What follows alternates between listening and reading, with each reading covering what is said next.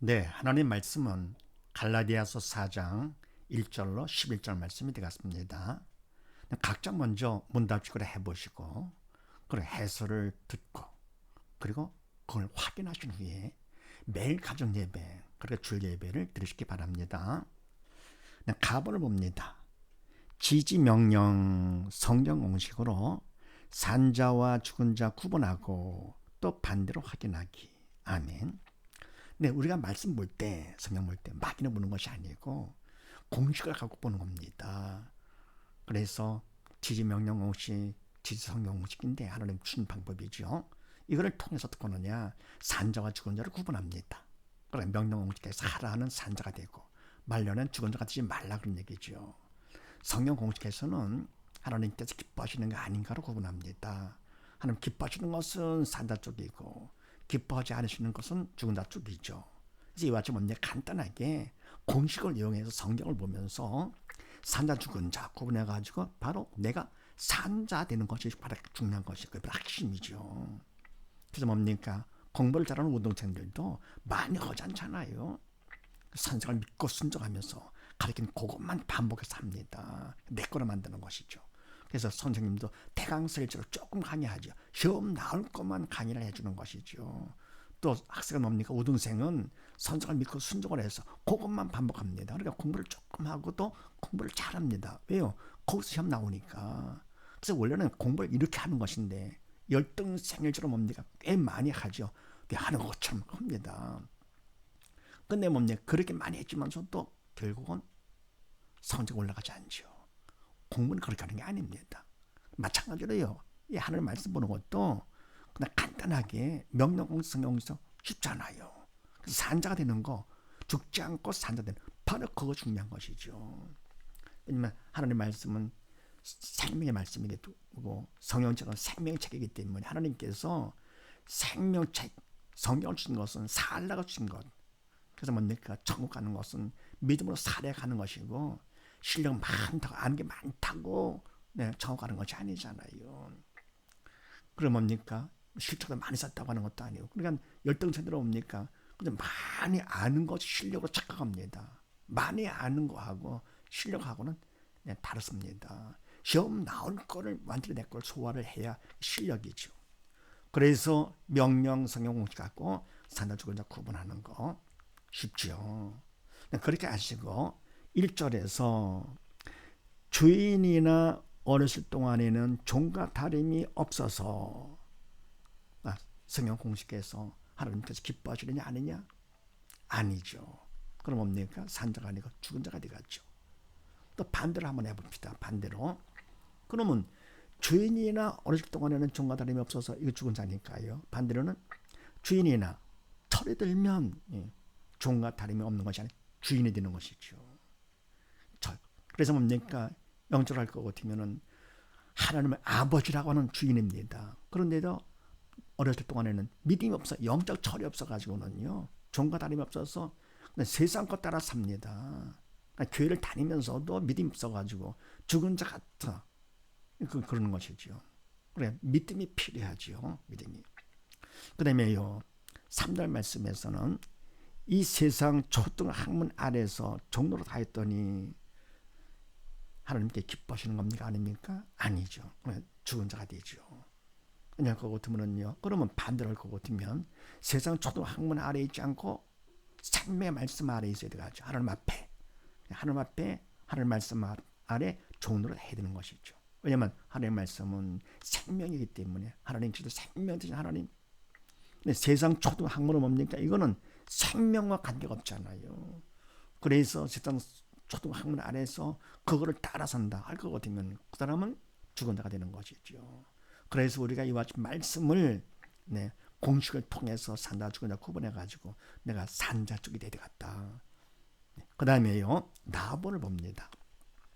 지지 문제 공식으로 1로 7과 무엇을 또 무엇으로 보나 확인하기. 자, 문제가 많지요. 하나님께서는요, 그 문제를 해결하라고 문제 공식까지 주셨습니다. 자, 그래 하나님의 말씀은 영적의 말씀이기 때문에 인간이 할 수가 없습니다. 인간이 할 수 있는 걸 할 거 같으면 인간이 해버리면 말죠 뭐. 그런데 인간은 할 수 없는 말씀입니다. 영적인 말씀이기 때문에 영이신 성령께서만 하실 수 있는 것, 대신 인간을 도구 삼아 하시는데, 그때 인간은 믿음 있는 사람이죠. 믿음이 있어 영의 산 자를 도구 삼아서 생명의 영이신 성령께서 일을 하시게 되는 것이죠. 그래서 이와 같이 하나님의 말씀을 통해서 우리가 죽었다는 것을 확인하면서 살고자 하는, 이게 중요한 것이죠. 그래서 5절 말씀에서요, 아들의 명분을 얻게 하려 하시니라. 하나님 기뻐하십니까? 아닙니까? 기뻐하시죠. 그러나 산자지요. 그 다음에 6절 말씀에서 아바 아버지라 부르게 하셨느니라. 기뻐하십니까? 아닙니까? 기뻐하시죠. 산자가 되는 것이죠. 그 다음에 7절 말씀에 유업을 이을 자녀라. 산자 죽은 자 산자가 되죠. 하나님 기뻐하셨기 때문에. 자, 그런데 이때 뭡니까? 하나님의 말씀은 인간은 할 수가 없다. 절대 불가능하지요. 그래서 바로 이것이 문제가 되는데, 영적인 문제가 되죠. 더불어 살면서 생활 문제가 많잖아요. 삶의 문제는 육적인 문제이기 때문에 그건 진짜 문제가 아니고 문제의 그림자 가짜 허상이죠. 진짜 문제는 바로 뭡니까? 이와 같이 영적으로 안 되는 것이 문제가 되죠. 자, 그래서 이런 문제를 만났을 때 어떻게 하느냐? 문제 공식 첫 번째, 누가 문제냐? 알 것 같으면은 모든 문제는 사단이 일으키죠. 그래서 사단이 문제다 하는 것입니다. 네. 누가 못된 짓 한다, 저게 문제로구나, 아닙니다. 환경이 안 좋다, 저게 문제다, 아니고요. 항상 모든 문제는 사단이다. 하나님께서 허락한 범위 안에서 사단의 문제를 일으키는 것이지요. 그 다음에 두 번째, 무엇이 문제냐 알 것 같으면은 믿음이 없어 영에 죽은 것이 문제다. 사단은 죽음의 영이기 때문에 믿음이 없어 죽은 자를 통치하는 것이죠. 사단은 죽은 자를 도구 삼아 역사하는 것.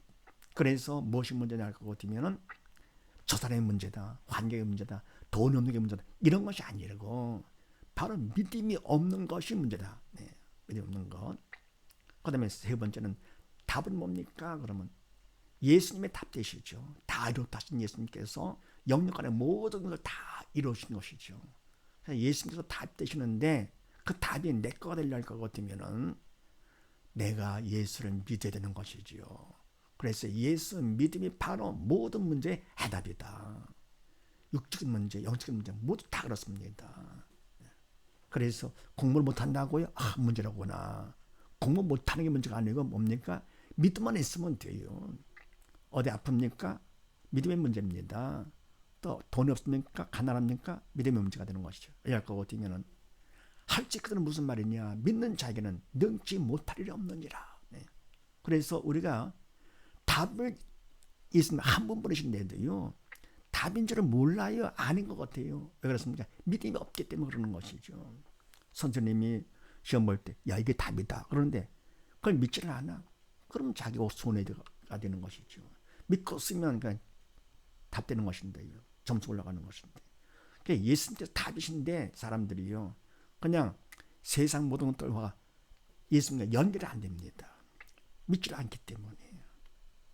그래서 세 번째 해답은 예수 믿음이 답이라는 걸 꼭 명심하시고, 그다음 네 번째 우리가 할 일이 있습니다. 네. 뭐냐? 기도를 해야 됩니다. 도움을 청해야 되겠죠. 내가 믿음이 없어서 영이 죽어가지고는 사단이 시키는 대로 하고 있으니까요. 그런 문제가 생겼기 때문에 그분의 도움이 필요하죠. 그래서 하나님 앞에 간절히 기도를 합니다. 내용은 뭐냐? 나의 믿음 없음을 도와주시옵소서. 이렇게 하는 것이죠. 가난을 해결시켜 주시옵소서. 병 좀 낫게 해주시옵소서. 물론 그것도 필요하지만서도요, 그거를 통해서 우리가 믿음을 받는, 믿음이 바로 목적이죠. 그런 걸 수단으로 해가지고요, 나의 믿음 없음을 도와주시옵소서 합니다. 문제 빨리 끝나게 해주시옵소서. 그런 건 기도하는 거 떼쓰는 것이고요.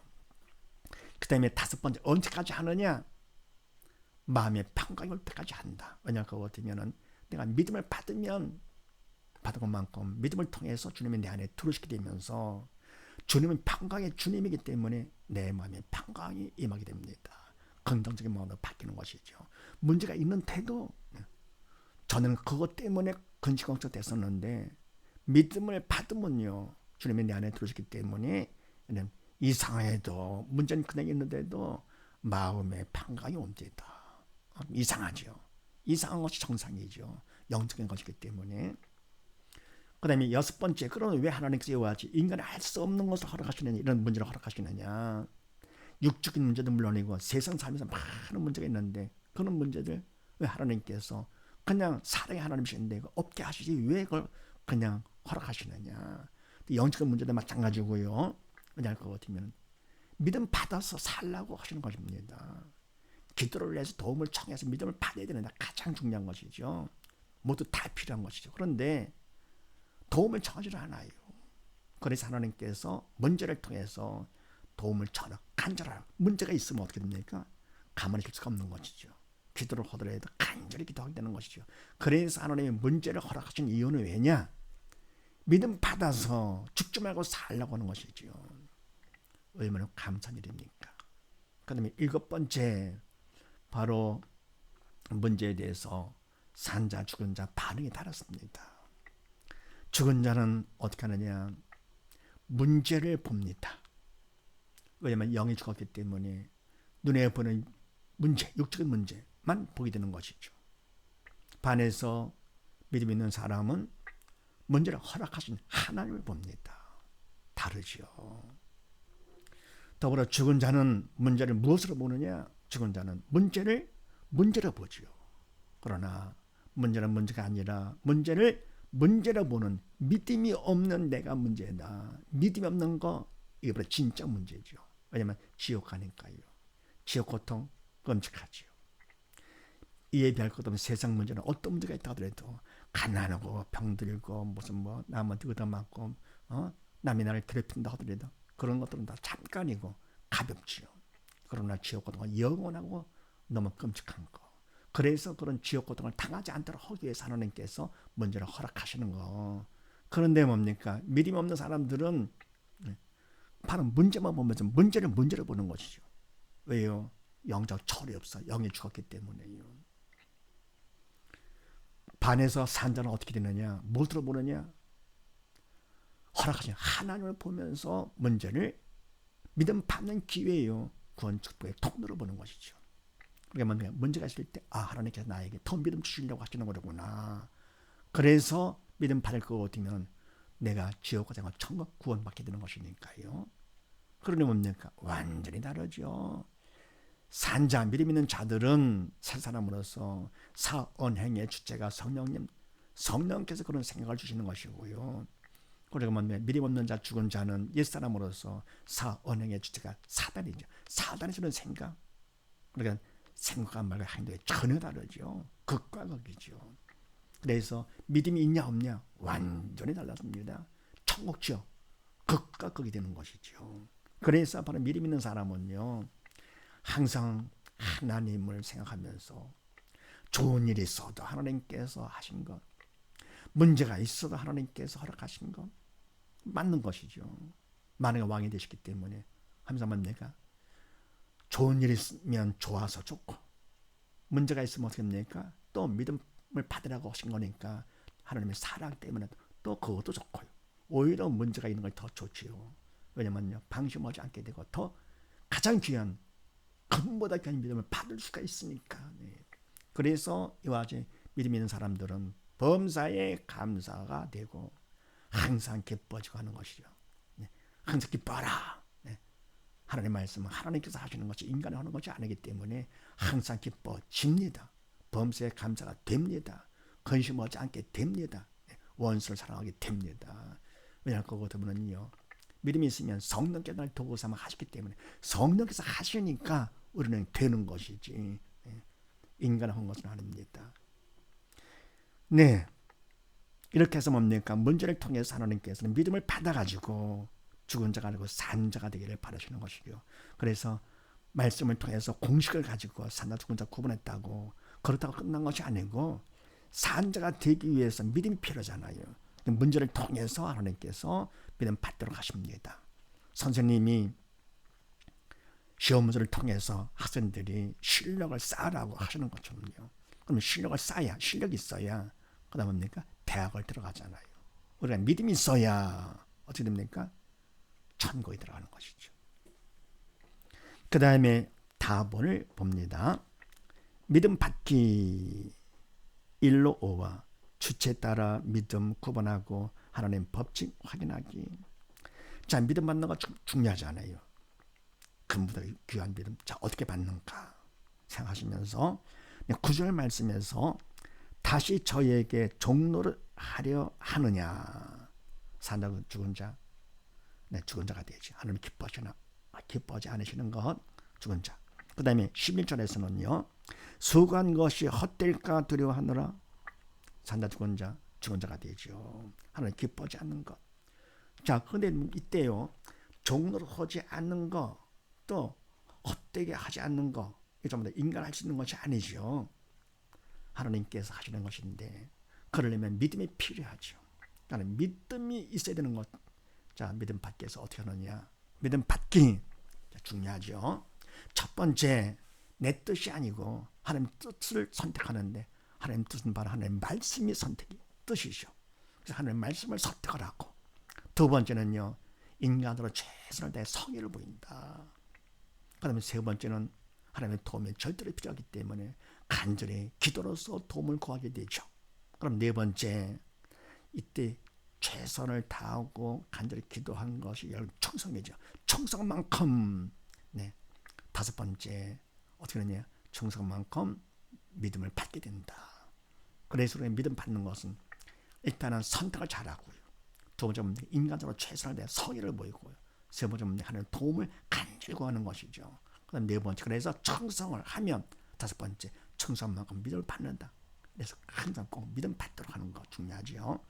그러면 믿음을 받았다. 그러는데 믿음이 있다 하더라도 주체에 따라 달라집니다.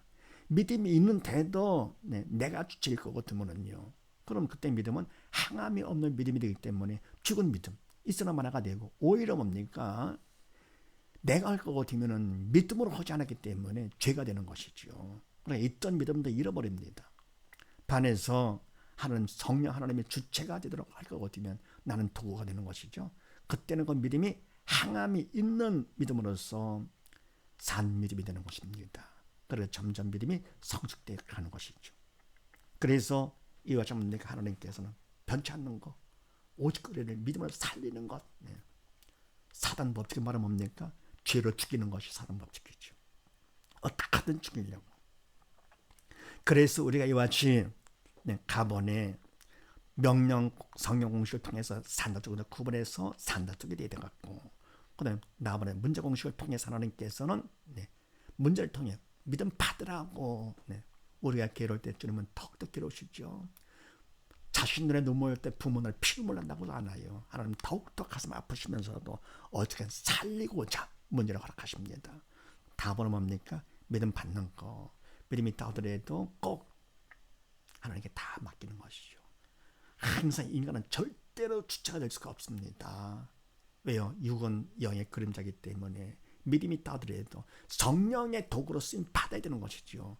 믿음이 있어도 내가 할 거거든요. 그거는 어떻게 됩니까? 죄만 짓는 것입니다. 이런 사실을 믿으시고 모두 다 말씀을 통해서 산자가 되고, 또 문제를 통해서 믿음 받는 자가 되고요.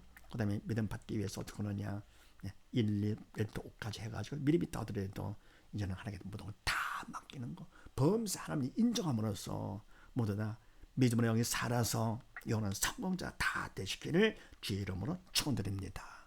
감사합니다.